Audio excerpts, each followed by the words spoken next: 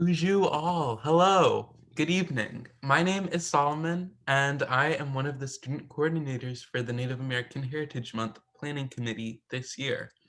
Before we get started with today's event, I would like to acknowledge the Anishinaabe community and the Three Fires Nation land on which we stand.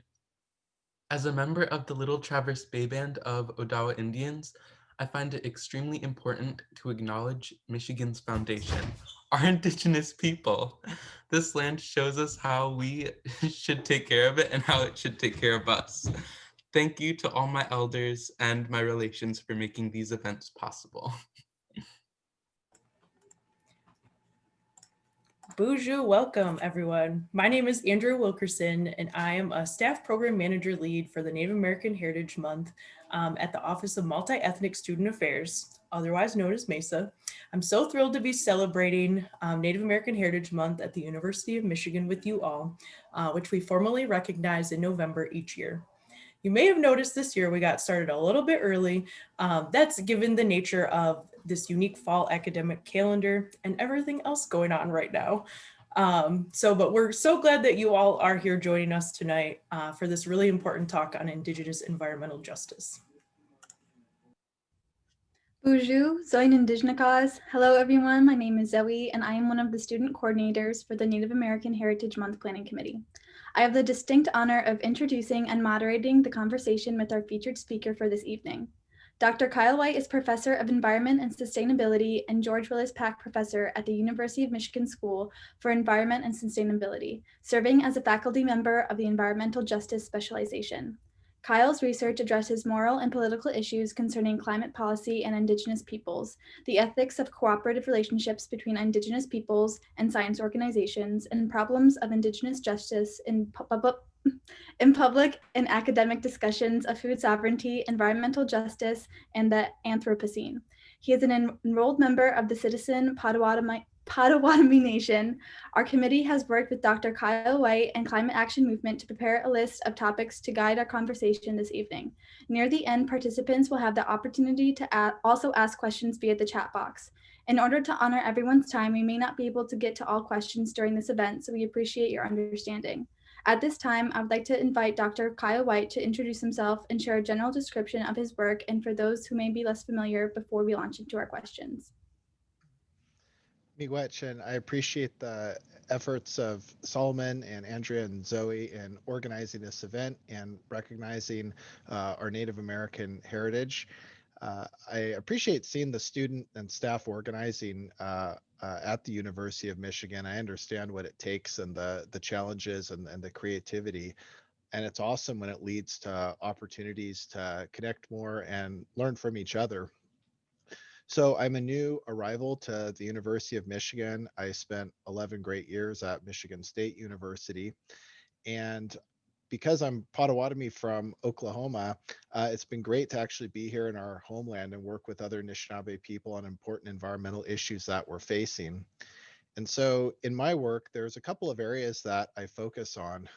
All of the work that I do seeks to support our tribal indigenous sovereignty as it relates to environmental issues and restore a sense of our cultural integrity, our political self-determination, and other values that matter to us as indigenous people. So some of my work is about issues related to what justice means for indigenous people when talking about environmental issues and climate change and how that relates to law and policy and ethics. Another aspect of my work is about environmental education and trying to find ways to improve the way in which we engage in education that teaches us what it means to be responsible relatives in relation to the ecosystems that we are part of. Another aspect of my work seeks to increase the representation and leadership of Indigenous people in dominant science institutions, especially climate science. And lastly, there's an aspect of my work that has more to do with being able to express ourselves as Indigenous people when other groups try to dominate conversations about what the future means. So some of you have heard these conversations about like the Anthropocene or the climate crisis, but usually it's folks from pretty dominant groups or institutions that are making those calls. And it's time for us actually to express our visions and to actually have the regional and national and global stages to talk about what our futures are and what they mean to us and our community. And so I'm grateful to have a chance to connect further on topics that matter so much to me and I know matter a lot to you all as well. Thank you for sharing that. At the moment, we're going to jump into the questions. And the first question has to do with conservation of both resources and culture. How does climate change affect natural resources in the Great Lakes area and then in turn Indigenous cultural practices? Yeah, and thanks for the question, Zoe. You know, for folks that are newer to discussions of climate change in the Great Lakes, there's a few different entry points. One entry point I'd like to take here is that uh, we're noticing a couple of things. We're noticing warmer temperatures, uh, and that's going to continue into the future. We're noticing changes in precipitation. So sometimes of the year it's really, really dry when you don't want it to be you don't want it to be dry. Other times of year you just get an extreme precipitation event, and it's a time of year when that is like the last thing that you wanted. We're also seeing things like higher lake levels, which then affects coastlines and has other implications. Tied to the warming temperatures, you get less snowpack. And so there's other examples, but the point being is that we're noticing these trends. Native folks have been noticing this and talking about this type of thing for a long time, even when the changes might not have seemed so noticeable.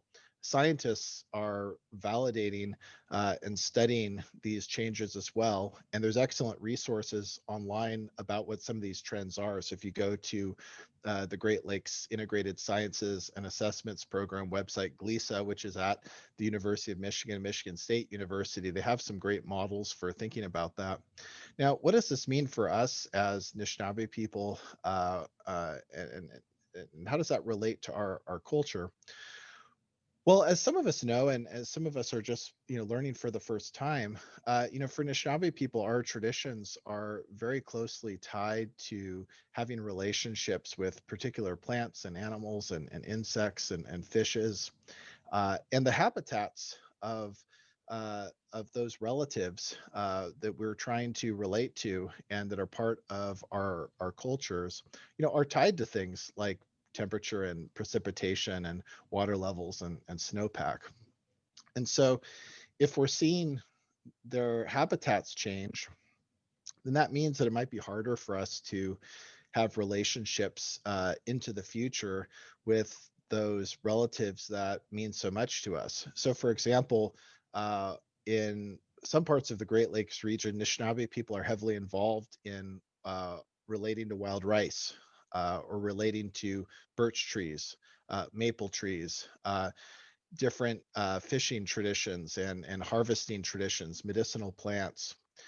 So almost all of these things are going to be impacted in different ways, some more severe than others, by the types of trends that I was talking about.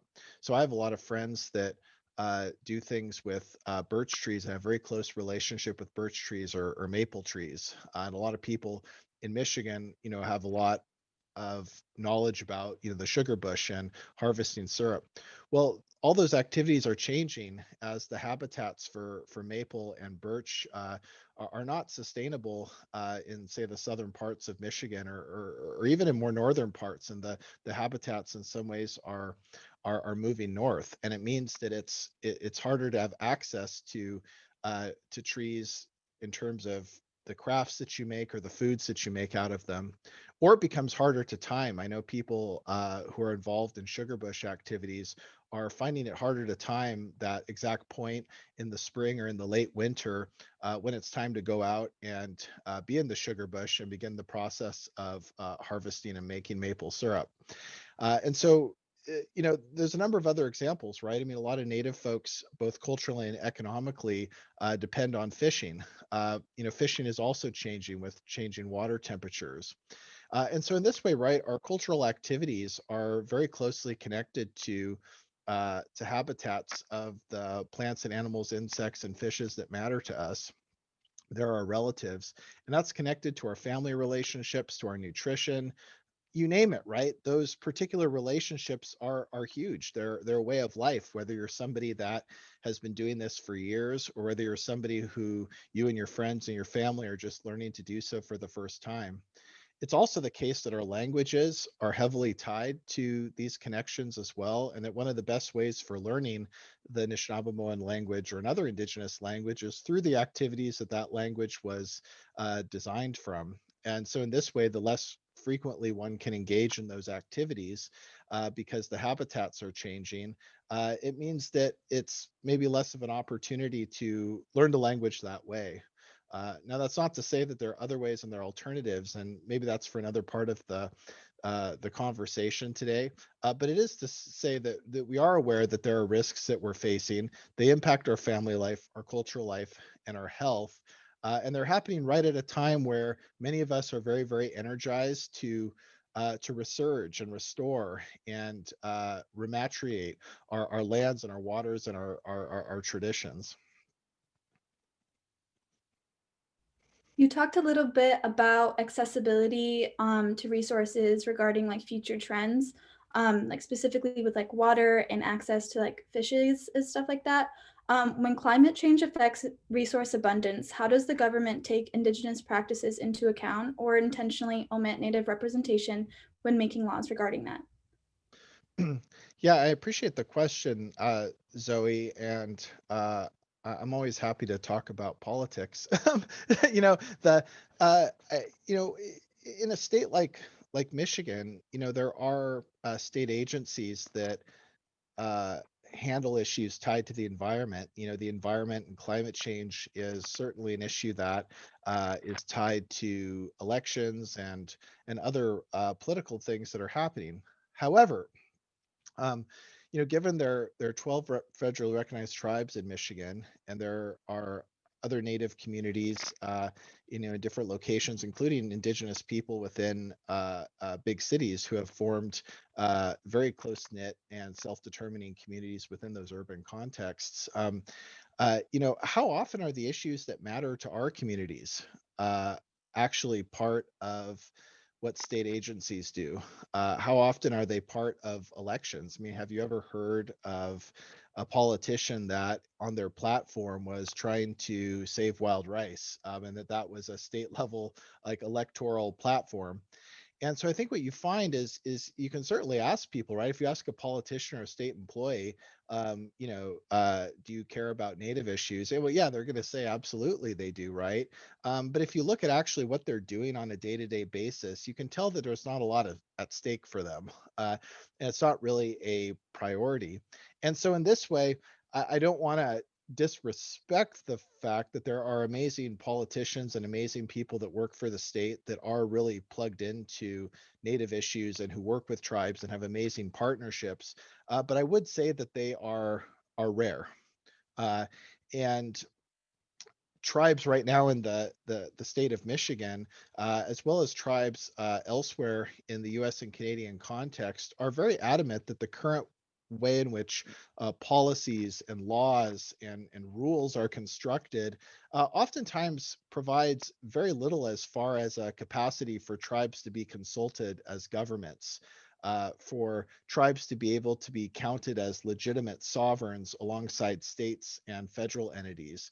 And so I'm constantly part of different projects, oftentimes initiated by tribal leaders, where we're trying to kind of repackage these ideas for different audiences, whether it's national Congress or whether it's a state policy, and try to say that look, the way in which Native people are able to represent themselves within law and policy is certainly inadequate right now, and that's directly correlated with our capacity to address the climate change and environmental issues that we're facing. And so while it's true that the state of Michigan does have a climate change accord with the tribes in Michigan, and that there currently is an environmental justice advisory council at the state level that is making recommendations about strengthening tribal consultation. And while there is an annual meeting with the governor and the federally recognized tribes of the state, I would argue that those are perhaps starting points, but we're very far away from a situation where tribal governments and important tribal self-determining communities across the state have the representation and the decision-making power that they deserve. Thank you for giving that in-depth answer. That kind of goes into our next question about representation. How do misconceptions about relationships with land affect current practices?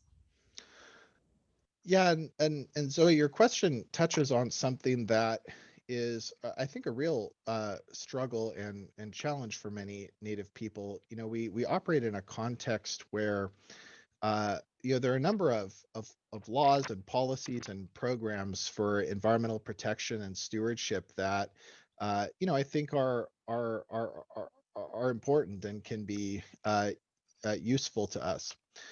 But the language that they use, right? The language of, natural resources, or the language of, conservation. These are all terms I use all the time because they're so dominant. But do they really respect the values that Native people have? Um, and often these ways of talking about a relationship to the environment, they sort of limit an understanding of what the relationship can be between ourselves and non-humans. So for example, some people might say that they care about the environment because they love to spend time outdoors. It's just instrumental recreational value. Other folks might say that if you don't have a healthy ecosystem, then you're going to have financial problems because you're going to have pollution. You're going to have a lack of resilience to deal with climate change. And so there's sort of a financial or risk aspect of the environment. Or some people might say you might not have enough food or enough resources that you value. But Native people and Anishinaabe people, absolutely have very different cultural traditions for actually thinking about those relationships to the land. So, for example, a lot of Anishinaabe communities and traditions that I'm familiar with. First of all, there's not some strange like privileging that like humans are kind of above like everything else. And in fact, if you look at a lot of Anishinaabe stories, I know Native folks from other communities can also identify this in their own way. It's actually animals that were helping us out at the beginning, and they were demonstrating what it means to be a friend and a reciprocal partner and a collaborator, and someone that we could count on. And it was humans actually that sort of messed that up, and sort of tried to change the way in which they related to animals and maybe even instrumentalize them. And animals and plants and others were kind of like, what are you doing?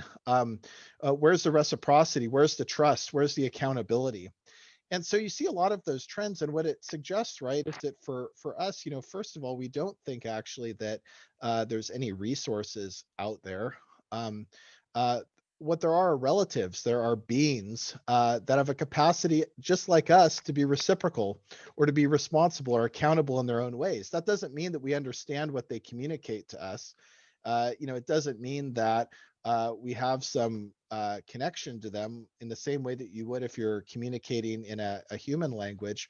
But it does mean that we recognize their animacy and we respect their self-determination and we respect their consent, and that we seek to treat them that way. And so I think for a lot of Anishinaabe and other indigenous traditions, our conception of how to relate to the land is as a system of relatives, and where there's hundreds of responsibilities mutually reinforcing that connect all of us together in different ways. And we're seeking a type of balance, but it's not a balance that suggests that there's some stable condition. The responsibilities and relationships are always in motion. You can't predict them, you can't control them. But what you can do is constantly question whether you yourself are behaving in ways that respect what it means to be a relative in return, to be reciprocal, to be responsible, to be accountable, to be consensual, to be trustworthy.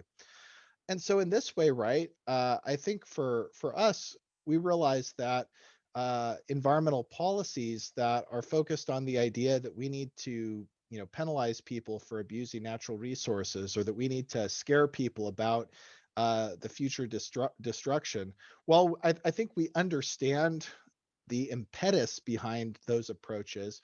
We ultimately understand that people will be more motivated to be stewards and to be responsible if they feel that their relationships to the land, including all the relationships, right, the insects and animals and so on, are ones that are actually grounded in the same types of relationships that you have, like with family members or your best friends, when those relationships are really good, where there's reciprocity and consent and trust.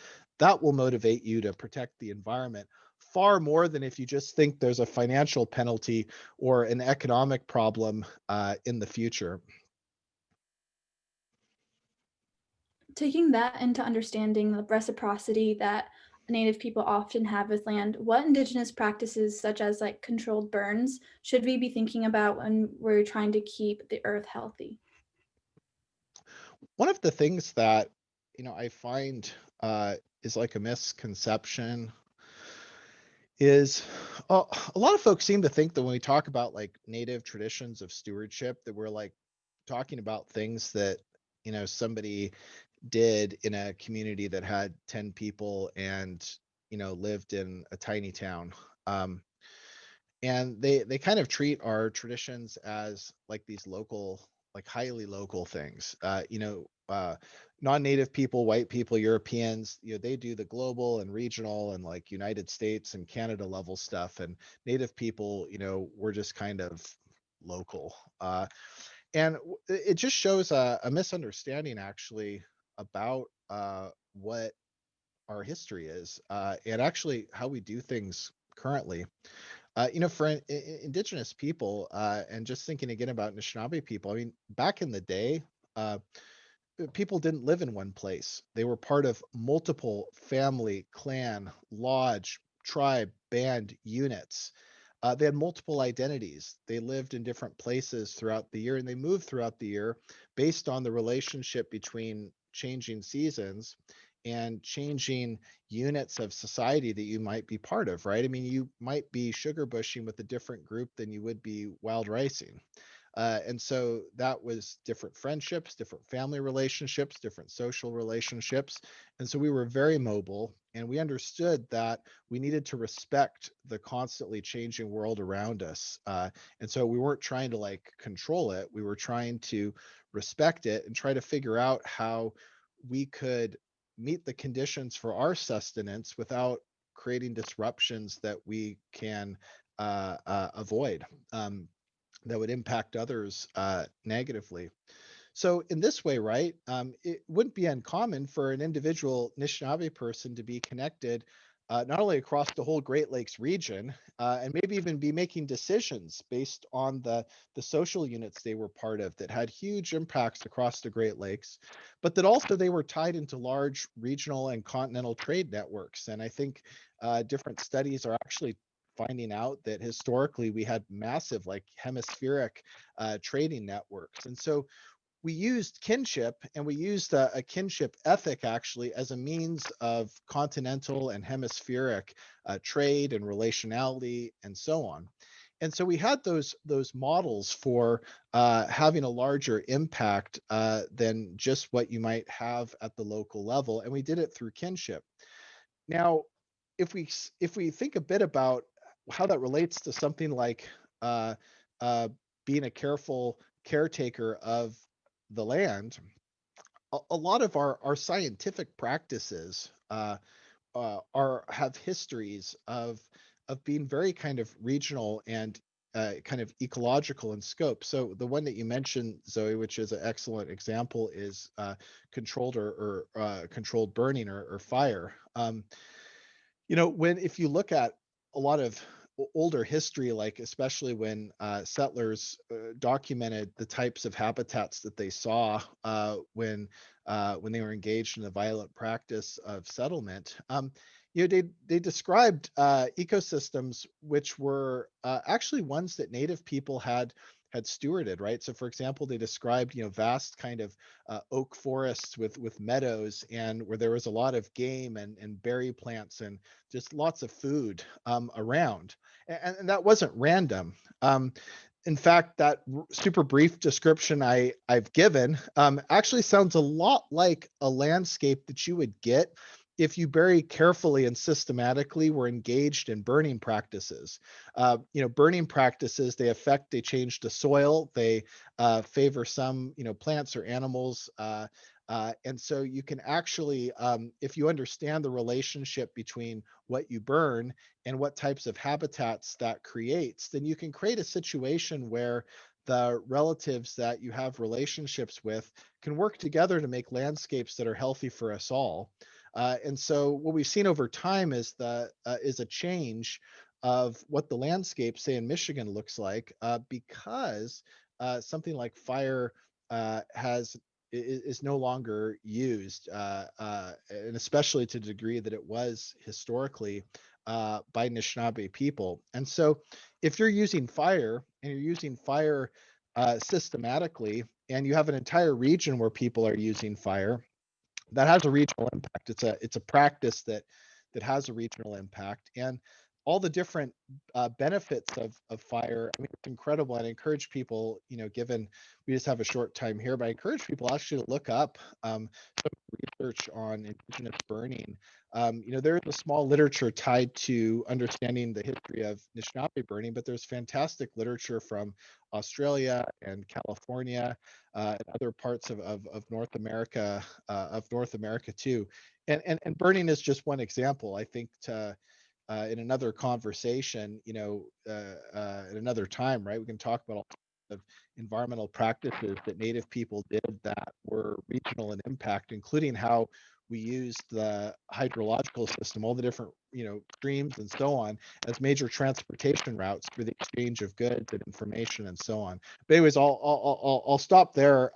But we can move on to another topic. Thank you for giving that in-depth answer. Indigenous relationships with land is very different from current Western practices today that are often centered around this idea of capitalism. How did our relationship and understanding of land and resources shift, and what does that mean for the future? Yeah, and so that, Zoe, is a question that, I think for a lot of us raises both, painful histories, but, for many people, especially a lot of Native people today, I mean, they are right in the center of some of the violence that's occurring, and it's tied to certain practices of economic capitalism and what today people are more precisely referring to as racial capitalism, given the connection between a certain type of capitalism and racial discrimination and racial hierarchy. And so it's unfortunate to an extreme degree that in the educational system, hardly anybody ever learns about how the United States, or you can pick another nation state, right? But in the case of the United States, given we're talking here in the Anishinaabe territory in Michigan, how countries like the United States, driven by racial capitalist desires and driven by an understanding that it was okay to colonize people, how they completely and very quickly created disruptions that, as Native people, we've had to work very, very hard to adapt to. We've had to experience a lot of violence and a lot of trauma due to our having to figure out what it means to be independent and self-determining when it seems like all the odds are stacked against you. And so I think it's important to recognize that the United States, in some cases, actually signed treaties with tribes where the idea was that tribes would continue some of their practices, some of their cultural practices, like some of the ones I described earlier, even in the lands that were formally ceded to the United States. And maybe things wouldn't have been as bad if the United States actually followed through with its own agreement. And it took actually well over 100 years, through 1970s and 80s, for many Native people to actually successfully assert their treaty rights. And certainly in Michigan, there are a number of tribes that went through that. And while I think we understand that it was a very successful process to rematriate those treaty rights, in the period in which those treaty rights weren't respected, a lot had changed in the land.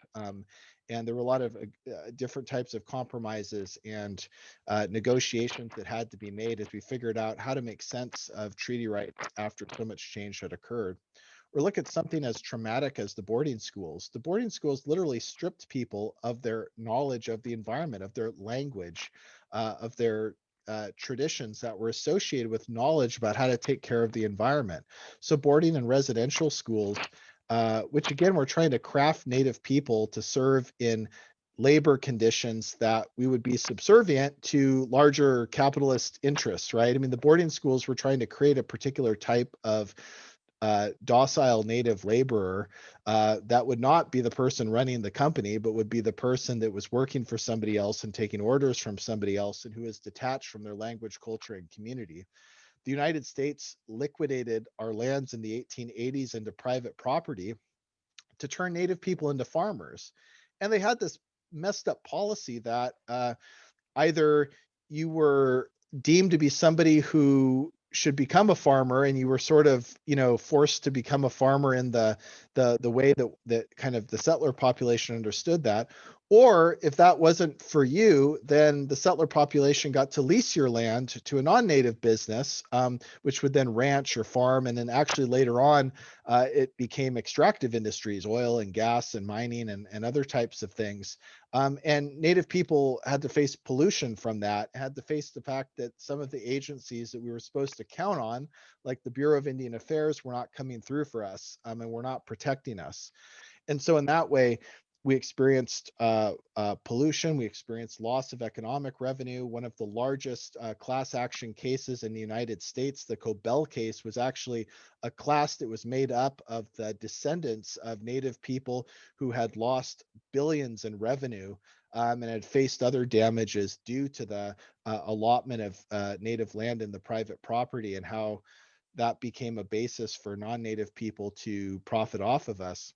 And the last thing I'll talk about, which I mean, the question you asked obviously is a serious question. And so, I do want people to understand the severity of this. I mean, the issues I'm describing were always connected to in different ways to sexual and gender-based violence. And so, uh, you know, I think sometimes we talk about histories of oppression. We just focus on the economic aspects, but women, two-spirit people, girls uh, had faced tremendous abuse and violence under some of the very same systems I described, as well as abuses against indigenous forms of masculinity, which did not reflect a patriarchal form of masculinity, but had other types of masculinity that were not favorable within the settler society.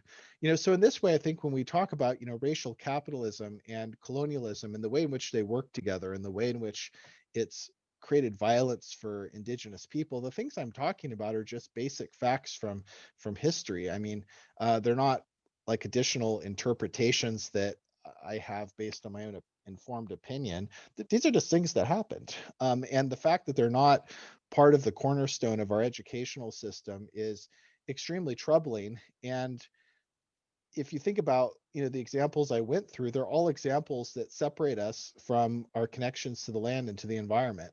And they're ones that make it very, very hard for Native people to live freely in a way where we can continue those cultural traditions or adapt those cultural traditions to be fulfilling for us and our communities and our families and our way of life. You touched upon this a little bit already, but how do settler colonial practices erase or disrupt Indigenous practices? And maybe in more contemporary forms, because you already talked. Absolutely. So what I would argue is that what settler colonial practices do is they erase a world of kinship. So for example, take the the educational system at I don't know, the University of Michigan or Michigan State. Um, at the beginning, um, of this event, right, we had to do a land acknowledgement. Um, and we also had to describe, Native American Heritage Month.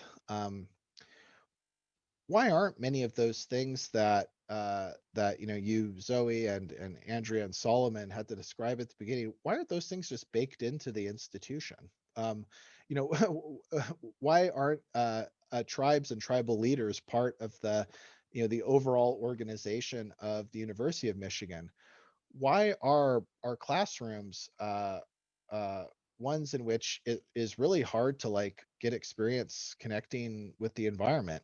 Um, why is it that these institutions we're in, they have so many different rules and policies, but there are serious concerns about whether the institution itself genuinely respects the consent of students and generally respects reciprocity with students? And why the hierarchy? In a lot of Anishinaabe traditions, anybody, no matter what your age is, no matter who you are, the knowledge that you have is valuable. There's not the idea that you have some that's like more exalted than others.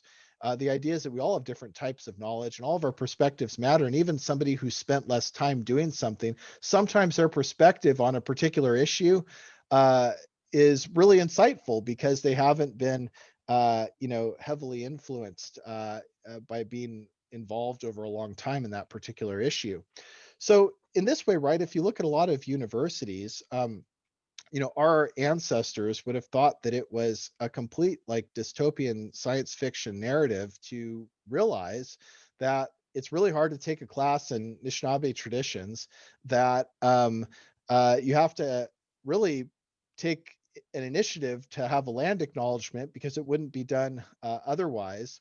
And that we're in this weird hierarchical educational system that creates pressure that's based on student debt and other harms, right? And so all of these things within just an example of higher education are erasures of a institutional system of Anishinaabe people, which was based on kinship, where educational system was based on equality and based on valuing reciprocity and consent of learners, but where everybody could be a learner and where people learn through experience, not kind of cooped up in a classroom.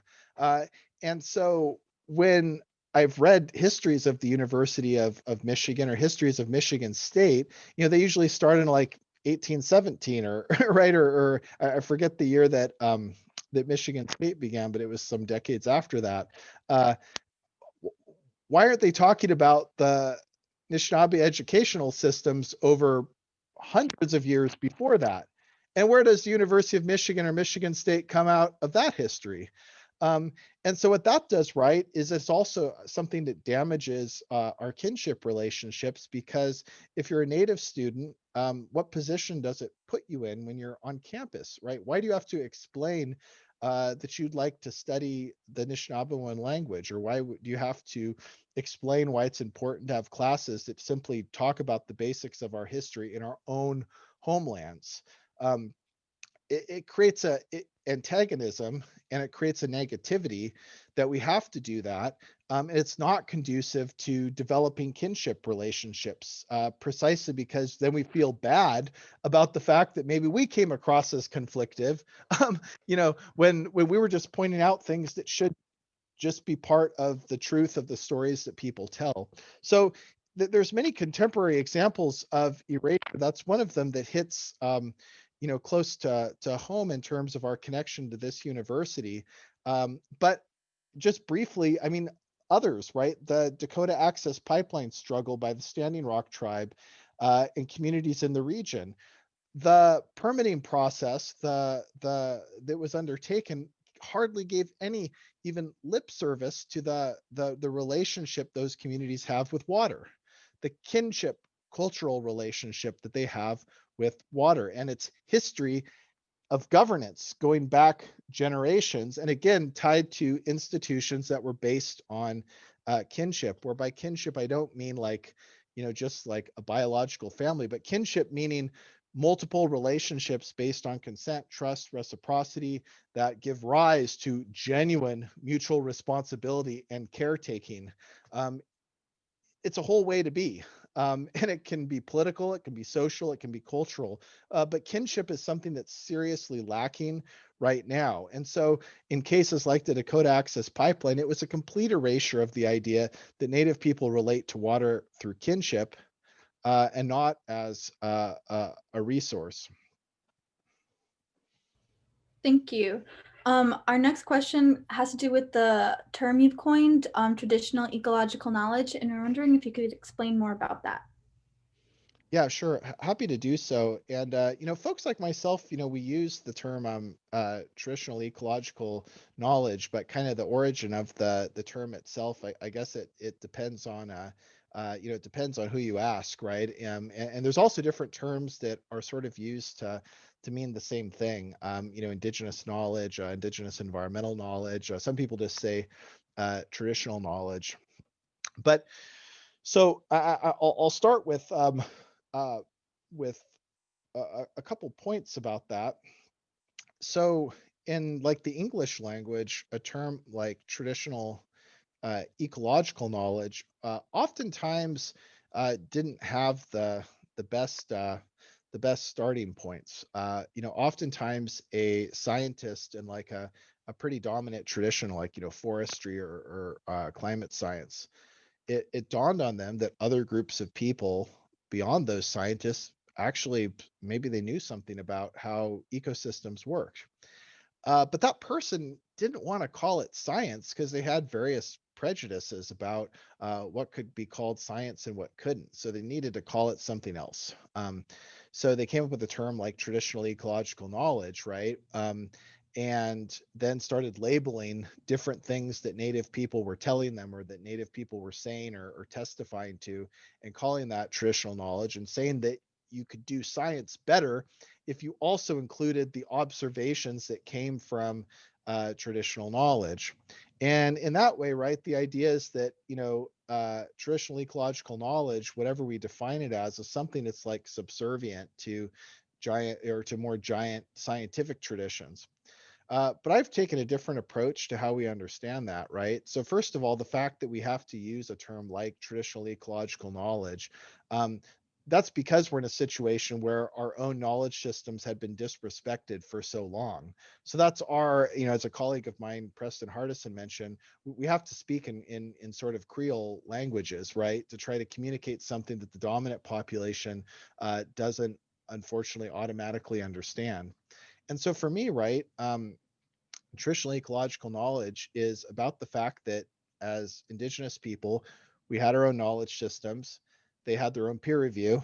In fact, the peer review that Indigenous knowledge systems have is way beyond the blind and double blind peer review system you see in academic journals, because anybody in an Anishinaabe community that was respected as a knowledge holder or knowledge keeper, they constantly had to share what they knew to the community.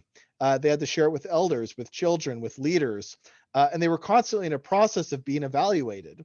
So there was no way in which you forgot that your role as a knower was not accountable. There was no such thing as an ivory tower. You were constantly getting feedback and evaluation from the people who would be affected positively or negatively from the exercise and the discharge of your duties as a knower or as an expert. And so in this way, we had very intensive systems of peer review. And so in this way, right, our knowledge systems have persisted for a long time. However, they got heavily disrupted, in some cases disbanded, by colonialism and racial capitalism, especially depending on the community or the tribe over the last couple of hundred years. And so one of the things I encourage people to think about, right, is a term like traditional ecological knowledge. What it refers to is first the knowledge we have about our origins and our history. It also refers to the knowledge we have about our cultures and our cultural activities. But then it also refers to the fact that as Indigenous people, we're out there, we're harvesting, we're having experiences, we're trying to learn.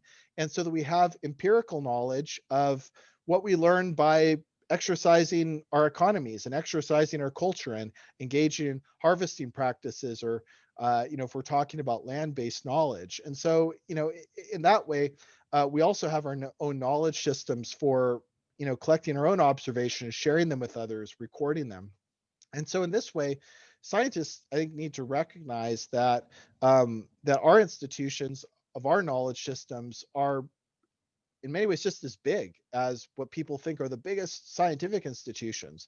We've just been silenced and suppressed for a long time. And what we're seeking to do, and this is why a lot of Indigenous people appreciate certain methods and techniques within science disciplines like climate science, is we're trying to rebuild our own knowledge systems based on kinship, right? Where we can have, again, those peer review processes I described, where if I'm an expert or a knower or a professor, I don't have to worry about whether I'm in an ivory tower or not. Because how could I be in an ivory tower? I have to every day confront people who stand to benefit or be harmed by what I do as a so-called expert.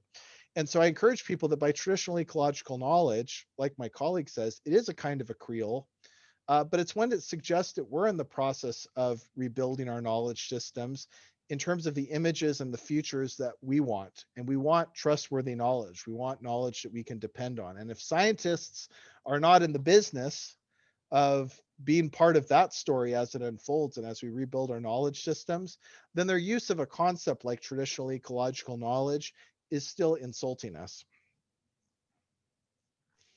The next question has to do with kind of translating traditional ecological knowledge between communities. For example, the migration of plants north due to climate change. How can Native communities work together to learn from each other as plants migrate due to climate change? Yeah, absolutely. And Zoe, that's a question that, I think is at the forefront of what a lot of Native people are doing right now. Um, so one of the challenges with climate change is that it's not just that different species say they move north or they move somewhere else. But actually, we've got like the Canada and US border that's in the way, or we have the fact that First Nations on the Canada side and tribes on the US side, we have these different jurisdictions of land. And outside of that land, other people don't really think that we belong, even if we were stewarding that land for generations up to today. And so in this way, we have all these borders and boundaries that we didn't create them, we didn't invent them, and they get in the way so that we can't continue those practices I talked about earlier, where we're trying to figure out the best way to live with a constantly changing world around us. So and I'll just speak very generally so that we can also move on to some other topics as well, but just speak very generally. I mean, I see all the time, for example, tribes and First Nations, US and Canada side, trying to share opportunities tied to a lot of different things, from the restoration of sturgeon to wild rice to boreal species like birch and others. And so some of my friends, for example, and this is partly due to climate change, but also partly due to the emerald ash borer, friends of mine who make black ash baskets oftentimes talk about when, because the habitat has been greatly disrupted in lower Michigan, that they've been forming all these ties and connections with Native people further north, including on the Canada side, to be able to continue those relationships with black ash. And so I actually see that what Native folks are doing is responding proactively. And again, this goes back to something I mentioned earlier. They are responding regionally and continentally in scale. They're creating alliances that are regional. They're not just local. And so it demonstrates, right, that the basis of kinship at a scale that transcends the local is still part of who we are, because we've been able to protect some of these opportunities. And so I know folks or people in my family that are still able to have experiences with some of the exact plants or trees that are moving north, because we have the friendships and the kinship with those communities further north. And and, and that's really important. Thanks for that question. I appreciate the chance to talk a little bit about that. Yeah, of course. And the next few questions, we collaborated with Climate Action Movement. to discuss Indigenous climate justice more broadly. What's missing from traditional environmental justice discourse and activism that a framework of Indigenous environmental justice might offer? Sure. One thing I would say that I've been trying uh, to write about is that the solutions to climate change, the renewable energy projects, the green infrastructure, uh, all of these things they're not mere solutions. They actually pose pretty bad risks on Indigenous people, but also communities of color, multiple communities in the global South and nations in the global South. The solutions to climate change are not necessarily things that for our communities will create better futures. And so there's a growing literature right now that's showing that forest conservation programs, wind energy, solar energy, hydroelectric, and other so-called solutions to climate change involve the displacement of Indigenous people, involve cutting Indigenous people out of profits or leadership opportunities, involve degrading habitats that Indigenous people have stewarded and cultivated and that are part of their culture, and on and on and on. And so, one of the things I see that's missing in some discourses of environmental justice is that people aren't actually realizing that all forms of colonialism, and I would also extend that just as a discussion item, not as like a definite point to racial capitalism, they're usually validated based on the perception of a crisis. And so if you look back, right, when people, colonial people did really bad things, they themselves sort of made themselves believe that there was some kind of crisis. And maybe there was a crisis, but the point being, they believed that a crisis was an opportunity to suspend their morality, whether they had any to begin with, right? But today, actually, even though I think we like to think of our situation today as one that has been substantially improved, it's actually not true that people that are pushing the solutions to climate change have actually learned those lessons in the past. And again, the literature, the awareness, the testimonies are growing that projects that engage in everything from a resettlement due to climate change or that establish a renewable energy program, that the people that make money off of it and the people at the policy level that lead these projects still don't care or understand Indigenous consent. They don't understand traditional ecological knowledge. They don't understand what it means to be in reciprocity. They don't respect treaty rights.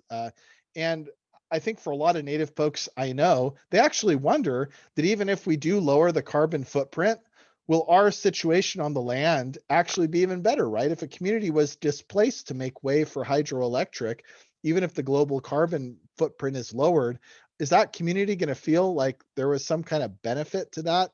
Absolutely not.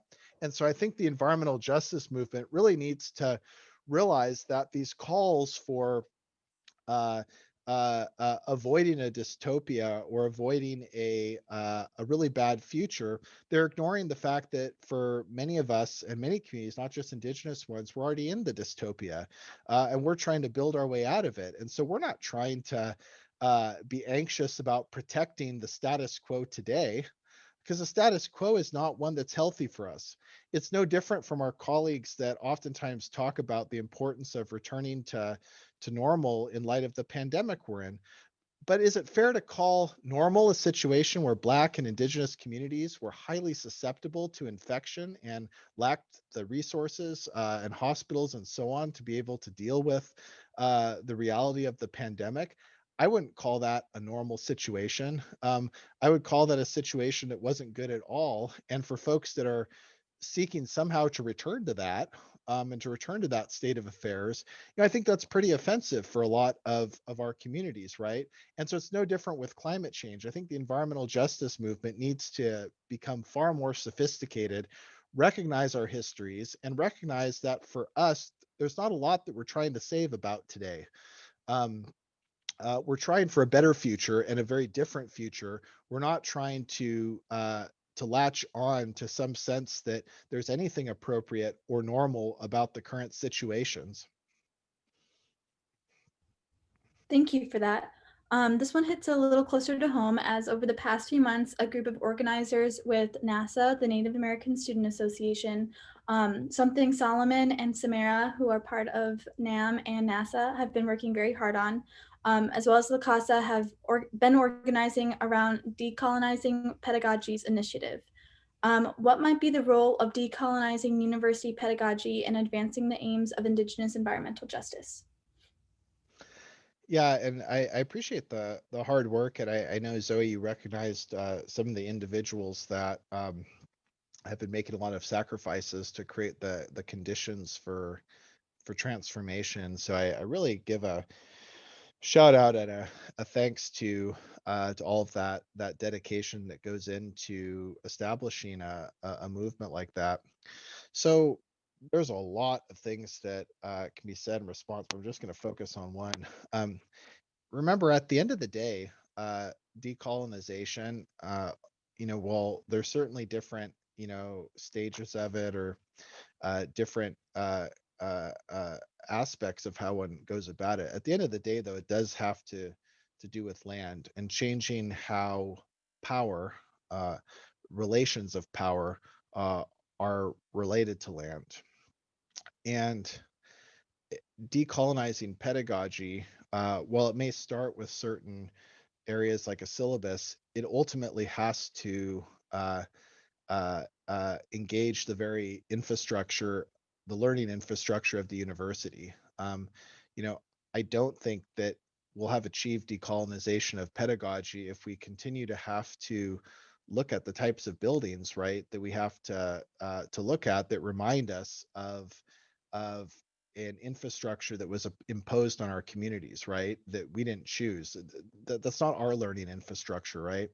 And so I think creatively, right, what would it actually mean to think about something like campus architecture, campus land holdings, and think about what it would mean to re-envision the way in which we interact and are embodied in those spaces.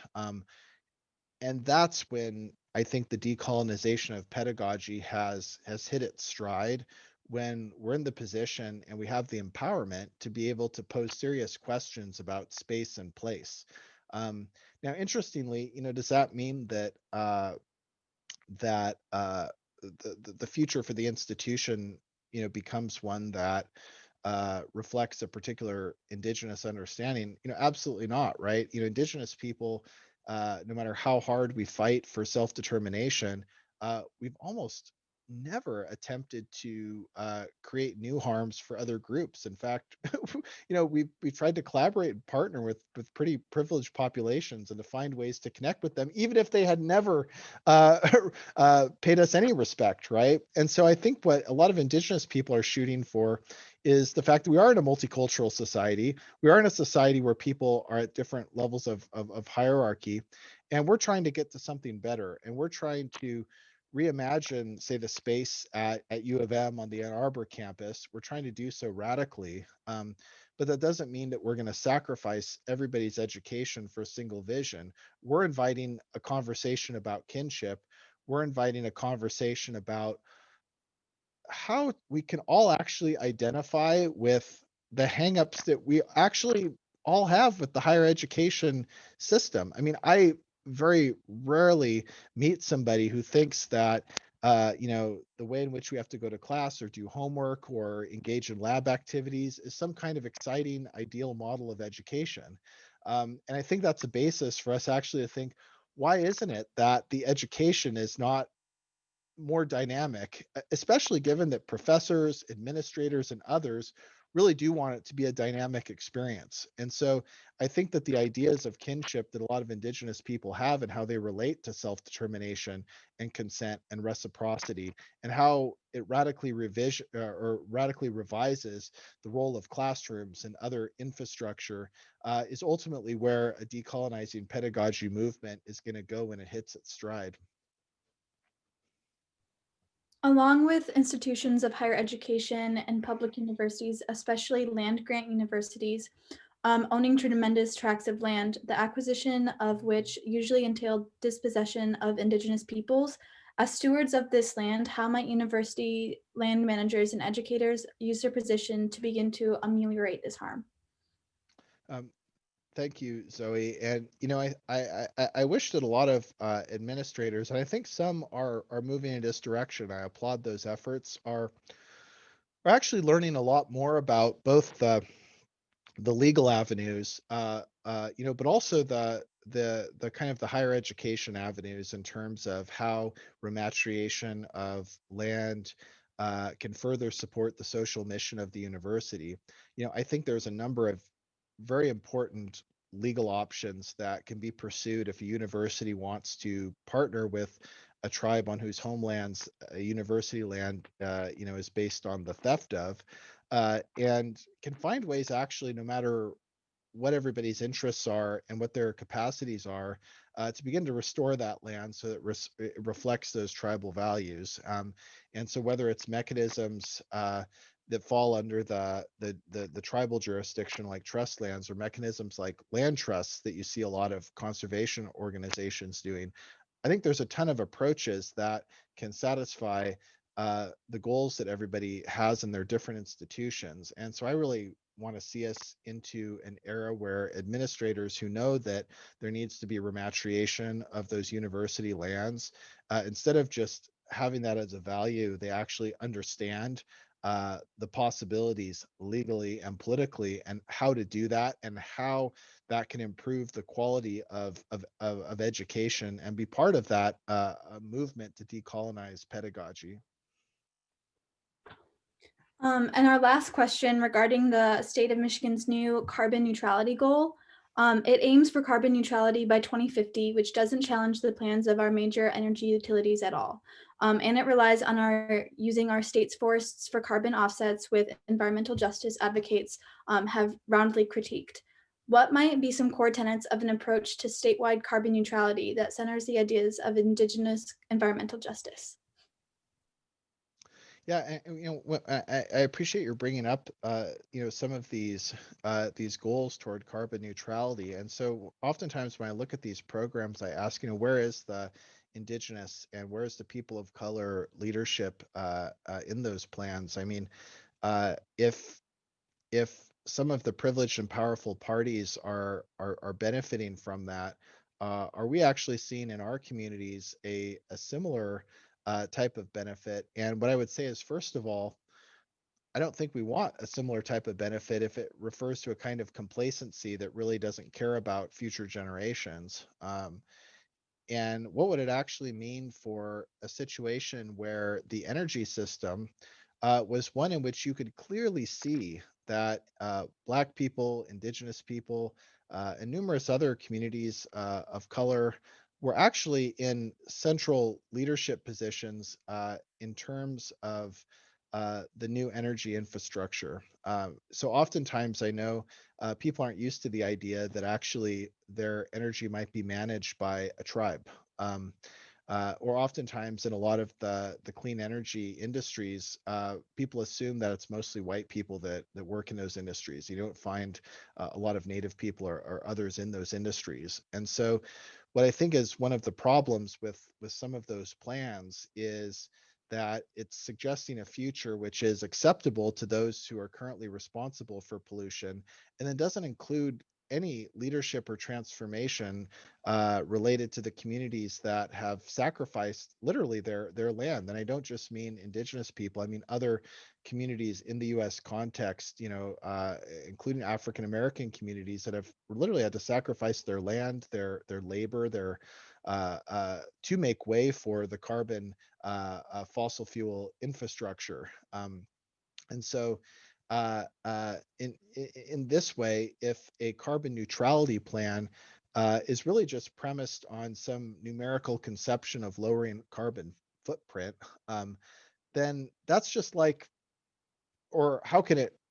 I'd be curious for somebody to provide reasons why that's any different from the other numerical metrics that have been part of other eras of colonialism and highly abusive forms of racial capitalism. Um, and so I'm very skeptical about those plans when we talk about them in a certain way. I certainly think that they're plans that are worth pursuing, and we need to be having these conversations. But when it comes to the question as to whether they're any different from policies that appeared to be good for the rest of humanity, but that ultimately didn't support the transformation in our lives, I think there's pretty serious questions that remain. Well, with that, we'd like to say Chi Miigwech, and thank you for your words this evening. Let's share our appreciation for Dr. Whyte in the chat box.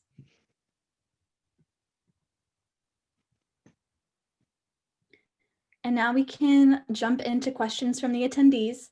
Our first question is from Timothy King. How did Chicoya play into the concept of trading and benefit the environment? Oh, let me hey, can I see how that's spelled? Is it in the chats? I'm looking for it. Oh, sorry. Yeah, Cahokia. No, you're good. I just wanted to make sure I got it right. Well, I would just say this, that Cahokia refers to a very important sort of sacred ancestral site, and is among places that people are, I think, becoming reacquainted with, and it sort of challenged this narrative that that there wasn't, urban life, and there wasn't diplomatic life and regional and trade life, prior to like European colonization and the dawn of the United States. And so I would just say very briefly about that example in particular, that it fits into a larger movement where we're trying to take back the interpretation of our history, and realize that places that some people just might refer to as mounds, or even landscapes, right? Historic landscapes, that they don't symbolize some kind of some like local thing that somebody in a town or a small village did, but actually refer to large networks that were metropolitan and cosmopolitan in various senses. Thank you. The next question we have is from Krishna Han, who asks, how do we reconcile the need for technology to meet the needs resulting from world population growth and the dilemma faced with the knowledge that many of these technologies hurt Mother Earth? Yeah, and thanks for the for the question. The approach that we want to take to technology, is, is it possible for any technology to reflect a kinship approach? So, for example, kinship, like I was saying before, is not just something that you can have with your best friends, or with like your close family. Kinship refers to a way of thinking even about your distant relationships. And so, what I think is interesting is that if you look at uh, like, say, the different internet technologies, right? Um, I remember when a lot of those technologies were coming out. I talked to some different native folks, and I wouldn't. I'm not saying this is like some kind of across the board thing, but just kind of refers to a way that at least some people think. And when those technologies were coming out, people were like, well, where do they get the supplies for those things? Right? Or where do they get thrown away? And there, the question was not like an engineering question. It was like who is getting affected negatively by this? Whereas a lot of other folks have just sped along using the technologies, right? And it just recently has come to light, that their generation and their waste are extremely abusive and violent to people in different parts of the world, closer or farther away from where those technologies are used. And so, one of the fields a long time ago I contributed to was the philosophy of technology. And in that field, I thought it was kind of telling that one of the main debates was whether humans can fully control technology, or whether technologies sort of have a mind of their own. And that was considered to be like some kind of central question. But nobody was asking about whether technologies can be designed in ways that reflect kinship. And a technology where the designers left for an afterthought the idea that abusive and violent mining was required to make that technology. It's not a design that's based on kinship. And so, while it's not my area per se, like engineering, what I would argue, right, is that the approach to technology design actually needs to change, where what counts as a brilliant design or a novel design is where the design itself reflects kinship and does not give rise to the types of silences and erasures that still dominate the technological landscape. What would it mean to have a clean energy technology where the use of the technology would not shroud uh, potential problems that that technology might have with respect to certain populations, so that it would never get off to a bad start? Um, and so that's one of the ways that I understand the kind of this approach to technology. And in terms of questions of overpopulation, I try not to use that particular concept, right? I mean, as I was talking about before, for Anishinaabe people, we believe that the world's constantly in motion. There's constant change happening around us. We're always encountering new relatives, right? And so let's find ways to relate to all of our relatives and recognize that things are expanding and contracting and changing and so on, and find ways that we can express kinship, and not worry about statistical measures of whether something's becoming too big or too small, but actually focus on creating our own resilience, so that no matter what becomes too big or too small, we have the kinship, the social, the community, the cultural relationships to respond in the best ways possible.